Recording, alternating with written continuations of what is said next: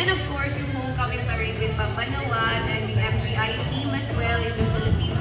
Maraming pong salamat kung nakapunta po kayo. Kung hindi man, maraming salamat pa din po sa pag-support. Of course, I know some are watching live din ng homecoming parade. And I know naman not everybody would be able to go also ng parade because some are coming from different parts of the Philippines. But then again, thank you so much po. Marami pa pong upcoming media tours and events. May mga taping pa po ng ibang shows. Hopefully, mapanood niya rin po and continuously na ma-support and ma-share po. Thank you so much, Jess. No? So, na-witness natin talaga yung mga homecoming activities ni CJ simula pa lang sa airport. Very supported na talaga siya ng mga fans niya. And of course, the homecoming parade in MOA.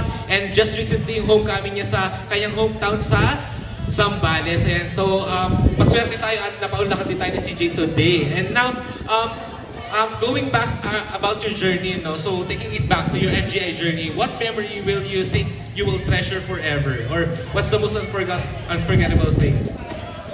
Well, of course, yung coronation night would be the highlight, of course, of my life, especially of my 2024. Lagi natin sinasabi, ano bang plot twist ng buhay mo for 2024? For me, that's my biggest plot twist, you know, raising the flag of the Philippines on that stage, on the MGI stage, and bringing pride back to my country, bringing this crown with you all. Grabe yung support ng mga Filipinos din sa Thailand. You know, seeing all the Filipinos raising the flag there. Iba po talaga yung feeling. Sobrang nakakaiyak, nakaka-proud. And of course, yung everyday activities. I know for some, this would just be, you know, a simple day for some. But for me, it's really memorable kasi I've had a lot of friends in that competition. And even now, we still have connection.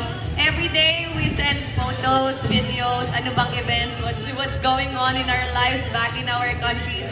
So, connected pa rin kami, and that's something that I really treasure, the friendship I had for, you know, my journey in MGI. So, thank you so much, MGI, for allowing us to be part of the competition. And of course, to my Miss Grand Philippines for choosing me as your representative, and to all the Filipinos for choosing me also as your representation in that stage. And yes, very true din na very proud tayo kay CJ, tama? As the Miss Grand International natin. O, yan, sige. Yes, yan, very agree sila. And next natin question is, throughout your pageant journey, so let's talk about naman